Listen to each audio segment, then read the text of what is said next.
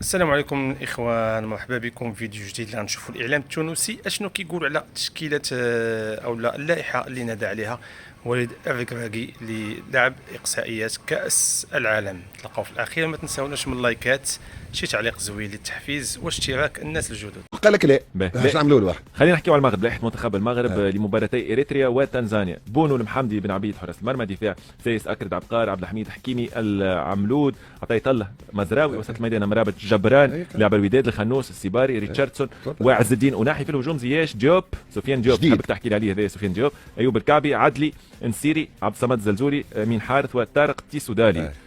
ديوب كابتن ديوب، اللاعب الجديد سفيان ديوب لمنتخب المغرب او الدعم. اول دعوه بون بتيتر يقول لك ابراهيم دياس بار اكزومبل، ما بون يحطوا هو مهاجم جو كرو. مهاجم كابتن، مهاجم نيس الفرنسي. عنده نصيري وعنده كي دوتر معناها، بس كي دوتر عشان نعرفوهم احنا نصيري فهمت. صبيري صبيري ولا فهمتي بون يعيط للجماعه نصيري رئيس الوداد. اسمع باش يدخلهم في الجو، يدخلهم في كذا، باسكو الاكثر ولا اقل كما قال بالماضي، قال لك يلزمني نسنسهم على اجواء افريقيا. دقيقه لو تسمح سكوند. التبرير تاع الملاعبيه وتاع المدرب اللي يعاونهم باش ما يعيط لهمش، وش يقول لك؟ يقول لك يا خويا هذه اسمها ليكيب الاولى، اول مره سمعت بها نلعبوا معها.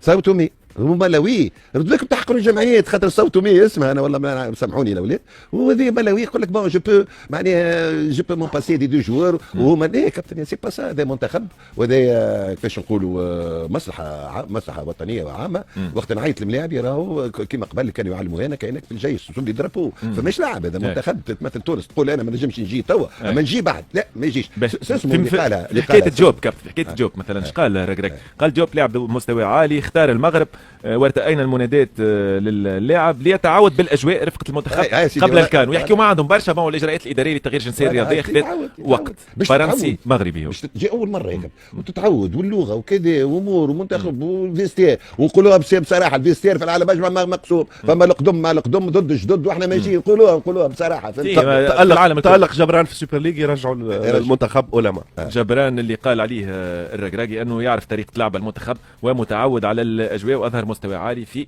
الدوري الافريقي رفقه الوداد. عليه خالد قربي، انا خليت الناس الصوره اللي عاديناها له البارح يا خالد قربي، انا خليت الناس. شفت التصويره هذيك؟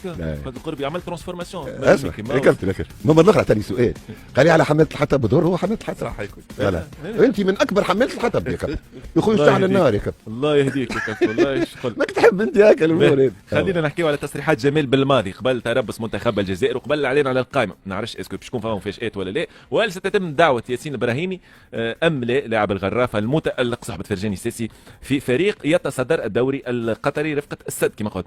جمال بالماضي ايش قال؟ قال في تصريحه في جامعة الجزائر، حضر في ورشة أعمال، قال عند قبولي تولي العارضة الفنية للمنتخب الوطني الجزائري رفقة الطاقم المساعد لي، كان هدفنا منذ البداية هو حصد الألقاب للجزائر. حصد لقب واحد، لكن ما زال يرغب في حصد الألقاب واللقب القادم اللي ممكن الجزائر يتوج به، وكأس أفريقيا للامم.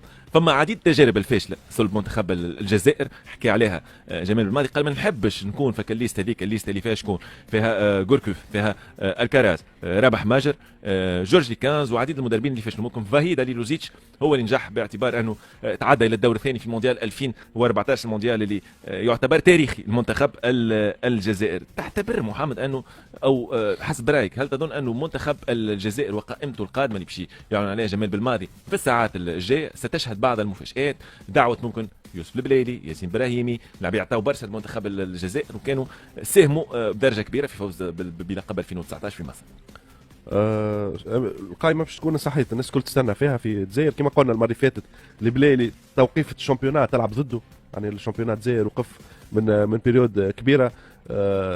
شفناه يعني حتى على المستوى البدني خدم برشا، حتى يعني ضعف بالكدا، معناها قال الفورم فيزيك نتاعو في البريود هذايا. كنا نحن وراء ممكن الترانسفورماسيون تاع البليلي بما انه عدينا صورته وهو زائد في الوزن وحكينا عليه، والكابتن كان وجه له انتقادات لاذعه وصلت ليوسف البليلي. انا نعطيك انا وصلت ليوسف البليلي راهو من مصدر موثوق، خدم على روحه، معناها فيت توا حاضر باش يكون معناها كان باش يكون موجود، راهي مفاجاه سورتو في الستاج هذا بحكم توقف البطوله. ابراهيمي المشكل ماهوش فني، امين ما قال حتى نرجعوا للتصريحات نتاع بالماضي قال للصحفيين قال لهم براو اسالوه علاش هو مش لو موجود. كورونا باس با بالضبط يعني لكن ما نتصورش تكون مفاجات كبيره خاطر بالماضي يعرف شو يعمل، قاعد يحضر في الجروب نتاعو وماهوش باش يشومباردي، يعني ما نتصورش باش تكون 7 أو 8 أو 9 تغييرات في قائمه المنتخب الجزائري موجوده في القائمه. فما الاستقرار عكسنا نحن، فما الاستقرار. فما الاستقرار كابتن، الاستقرار موجود في العالم اجمع، موجود في كل المنتخبات القوميه والوطنيه كما شئت تقول.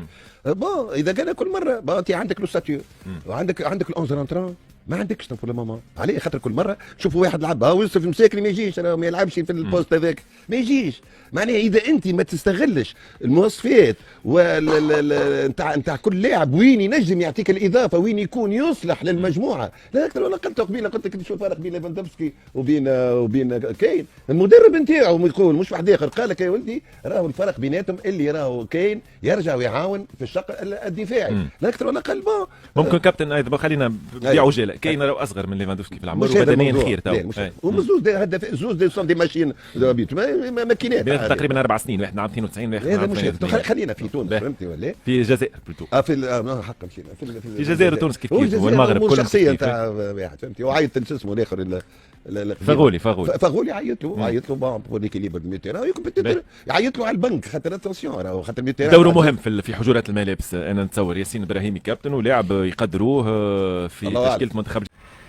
كان هذا هو الفيديو ديال اليوم الاخوان والاخوات، نتمنى انه يكون نال الاعجاب ديالكم. بطبيعه الحال الاعلام العربي مهتم بالبطوله المغربيه لكره القدم، مهتم بالمنتخب الوطني لكره القدم، خصوصا في الاسابيع القليله المقبله غادي يكونوا اقصائيات كاس العالم. المغرب اللي كان غيلعب اول مقابله ضد اريتريا، لكن اريتريا كتنسحب. نتمنى ان باقي المقابلات المنتخب الوطني المغربي تكون في مستوى تطلعات الجمهور.